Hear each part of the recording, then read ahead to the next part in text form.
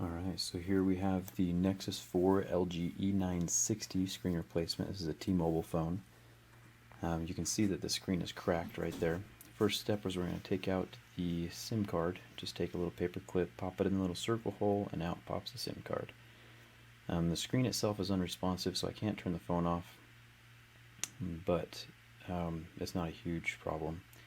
There's a pentalobe screw, two of them down at the very bottom, so we're going to unscrew those. Pop out the screws, and then try to separate the back housing from the screen right next to the silver part. You can see I'm taking my pry tool and kind of moving around. And all the parts for this project can be found on Amazon. The screens, the charging port, everything. So I'll list those in the video description below. This part is actually pretty complicated. The back housing is stuck very securely with the screen, so it takes a second or two, more like 10 minutes to separate them. You kind of have to get aggressive there towards the end. I found that starting by the charging port and prying up a little bit and then using my fingers to hold it apart while I move down the edge of the phone works the best. You can see it wanting to separate right there.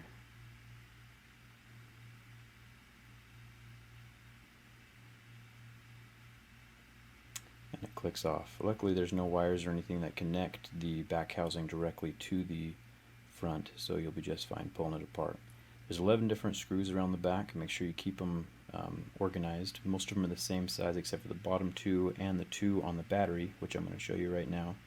Be very, very careful when you're lifting this up. The part that connects it to the motherboard is not very strong at all, so make sure you lift it directly up and don't pry left or right very much or it will snap off.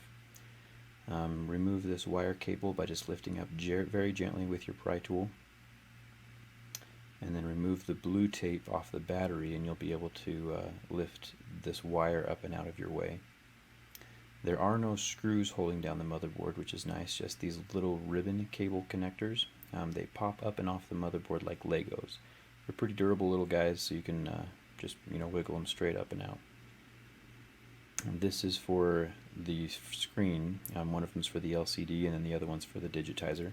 Just lift them up and out of your way, and then the audio port has its own little ribbon cable right there as well. There's 4 of them total. Then the motherboard just kind of wiggles up and out from the housing, and just set this off to the side.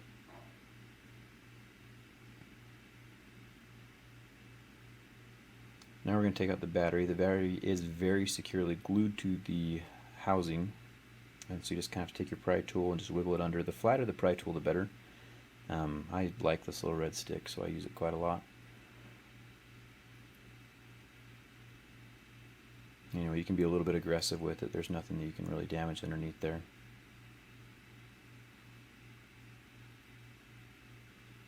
Alright, to get to the charging port, it's underneath this black piece. The charging port is just glued to the phone itself, so you just take the blue part that was at the bottom there, just kind of wiggle it gently up. And then you can place the new charging port in its spot. It's pretty simple. There's nothing else really holding it down in place.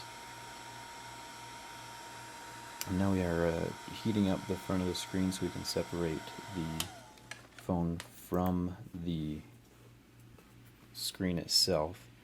I took about 45 seconds to heat it up. It's got to be a little bit hotter.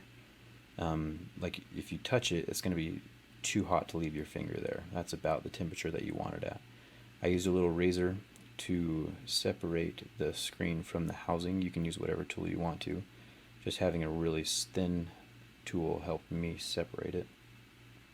Be very careful when you're prying up on the glass. Little shards will pop up. I would recommend wearing safety glasses. Also, if you can find a tool better than a razor blade, more power to you. Razor blades are not that safe. Once I got the screen pried up a little bit, I was able to take my red pry tool and kind of, use it instead. Worked out a lot better. Just very gently kind of pulling away. If the screen's broken, you don't have to worry too much about, damaging it anymore. The only thing I would recommend is try to get it off in one piece, because the more big pieces you can get off, the better. And just remember, the screen that I buy, I get them from Amazon, so I will list those in the video description below if you just want to check out that link. I'll have the right one all set up for you. Same with the charging port. Sometimes you can even get camera replacement lenses off of Amazon as well. Anyway, so you can see right here as I was lifting it up, I didn't quite grab the bottom part of the phone. The bottom part of the glass was still stuck on there. So I tossed that and I got the heat gun back out and heated up for another about 45 seconds till it was almost too hot to touch. And then I used my super dangerous razor blade as well as my red plastic pry tool to kind of separate the glass from the rest of the phone. And you want to get every single little bit of glass that you can, because when you put the new screen down on, if there's even just one tiny little speck of glass, it'll make it so that it's not able to sit flush with the phone. And it might even leave little pressure marks on the LCD, so make sure you clean it off super well and even get the excess glue out from around the edges. It's better to take your time, so you only have to do it once. The more times you take apart your phone, the more you're at risk of damaging something. Anyway, so now we have the new screen. So we're going to feed the ribbon cables through the phone. This is for the digitizer and LCD again. And once they're fed through the phone, you got to make sure that everything is through so that some of the ribbon cables are not bunched up on the wrong side of the screen.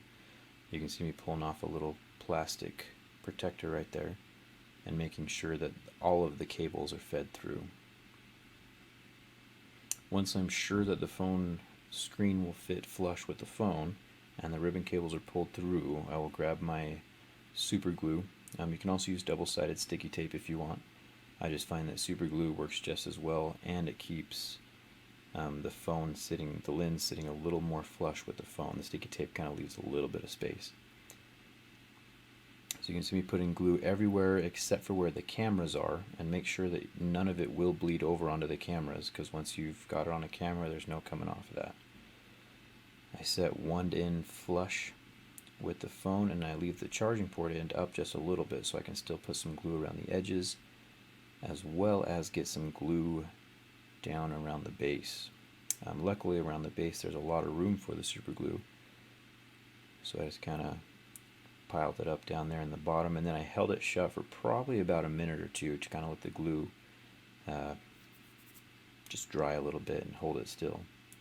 And now that it's dry, there's a little plastic piece that works with the upper mic that kind of cups the sound in towards the motherboard, so make sure that plastic piece is there, that little gray thing at the top. And now I'm putting the black speaker in over the charging port that you just replaced. The charging port is the whole blue motherboard underneath that black speaker. I'll list it in the video description. As you are putting the motherboard onto the phone, make sure you have all the little ribbon connectors pulled up and away so they're not underneath the motherboard. Remember, there's 4 of them, as well as the one wire cable. Make sure the camera is sitting flush inside that little square. And then you can kind of see me pushing down on the ribbon cables, getting them into place. It's a lot like a Lego piece. They just kind of snap on. You can kind of hear them click when you press them in. And then you see the little wire cable there. I'm pressing that and it'll click as well. You definitely know when they are connected again. Now here's the battery connector. Remember, be very gentle with it. Clip it into place and then put the 2 screws back in. I turned on the phone really quick just to make sure it was working before I put the rest of it together. Now put on the plastic motherboard protector and then get all of those screws that you had before. All of the black ones now that weren't for the battery should be the same size, and then the 2 silver screws go in the bottom right above the charging port. Now the back housing's on, putting the 2 screws back in for the bottom, the pentalobe screws.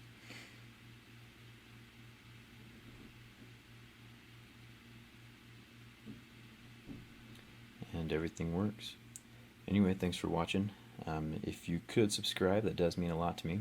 I do like making these videos, and remember, everything can be found in the video description below as far as parts and stuff go. Anyway, like if this video helped you, and don't forget to subscribe. Thanks for watching.